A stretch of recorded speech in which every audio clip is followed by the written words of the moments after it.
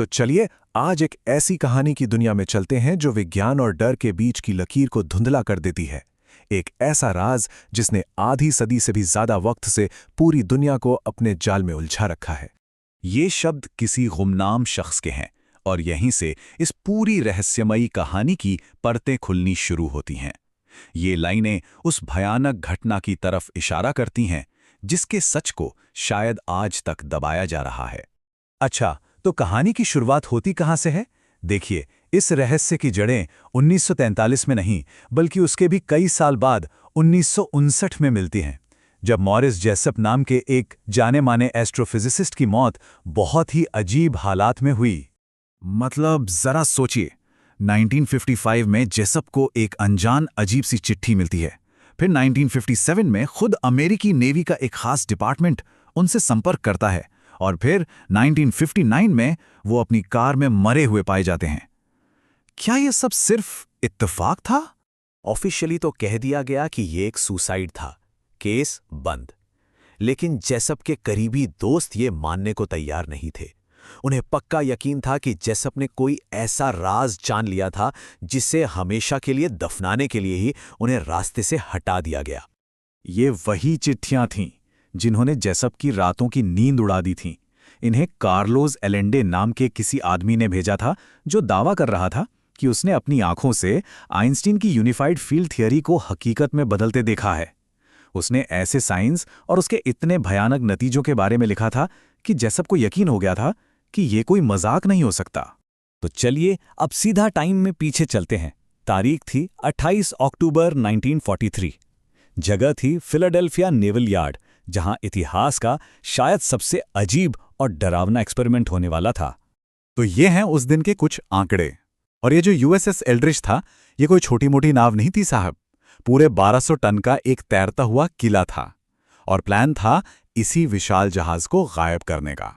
जैसे ही कमांडर का इशारा हुआ, जहाज के भीमकाय जनरेटर गूंज उठे। फिर एक अजीब सा हरे रंग का कोहरा जहाज के चारों ओर छा गया। इसके बाद जहाज के ढांचे से नीले रंग की आग की लपटें निकलने लगीं और फिर वहां मौजूद लोगों की आंखों के सामने वो 1200 टन का लोहे का जहाज धीरे धीरे हवा में घुलने लगा और गायब हो गया।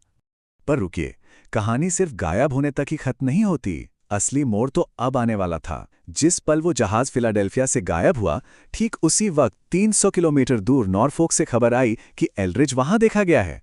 मतलब ये सिर्फ गायब होना नहीं था, ये तो टेलीपोर्टेशन था। करीब 20 मिनट बाद जहाज फिलाडेल्फिया में वापस तो आ गया, लेकिन जो टीम उस पर चढ़ी, उन्होंने जो देखा वो किसी भी बुरे सपने से कहीं ज्यादा भयानक था। पूरे जहाज पर एक अजीब डरावनी खामोशी छाई हुई थी और हवा में ओजोन और जलते हुए इंसानी मांस की एक तेज गंध फैली हुई थी। ये किसी कामयाब एक्सपेरिमेंट का नज़ारा बिल्कुल नहीं था।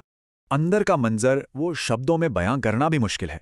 कुछ नाविक जहाज की स्टील की दीवारों और डेक में धंस चुके थे, जिंदा थे पर जहाज का हिस्सा बन गए थे।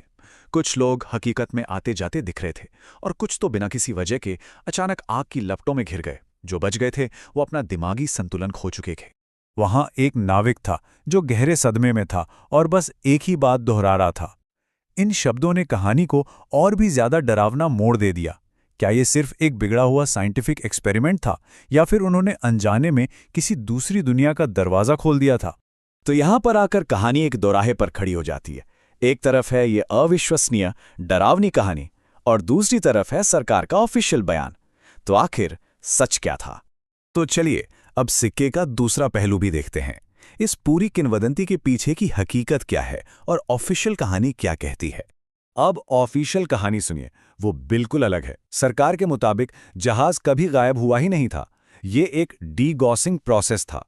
वो जो हरा कोहरा था वो कोई दूसरी दुनिया का रास्ता नहीं बल्कि सेंट एल्मो की आग नाम की एक कुदरती घटना थी। और ये पूरी कहानी फैलाने वाले कार्ल एलन को मानसिक रूप से बीमार बताकर खारिज कर दिया गया। तो ये डीगॉसिंग आखिर है क्या?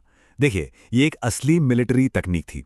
इसका मकसद था जहाज के मैग्नेटिक फील्ड को खत्म करना ताकि वो दुश्मन की मैग्नेटिक माइंस से बच सके। मतलब जहाज को माइंस के लिए अदृश्य बनाना था, इंसानी आंखों के लिए नहीं। तो ये कहानी बनी कैसे? ये चार्ट हमें इसका एक मोटा मोटा अंदाजा देता है। इसका सबसे बड़ा हिस्सा कार एलन की चिट्ठियों से आया। फिर लोगों ने डीगॉसिंग का गलत मतलब निकाला और सेंट एल्मो की आग जैसी घटनाओं ने आग में घी का काम किया।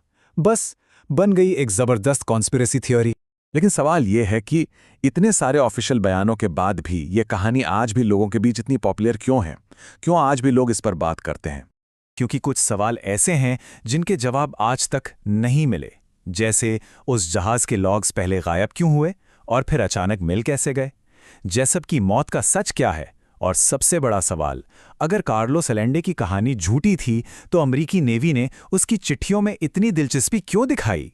और सच तो यह है कि ऐसी कहानियां इसलिए भी जिंदा रहती हैं क्योंकि हम इंसानों को रहस्य पसंद है। हमें ये सोचना अच्छा लगता है कि सरकारें हमसे कुछ छिपा रही हैं और इस दुनिया में ऐसी चीजें भी मुमकिन हैं जो हमारी समझ से बाहर हैं। तो क्या फिलाडेल्फिया एक्सपेरिमेंट वाकई में हुआ था? शायद ये सवाल ही गलत है। हो सकता है कि सबसे बड़ा एक्सपेरिमेंट उस जहाज पर नहीं बल्कि हमारे दिमाग पर हुआ था।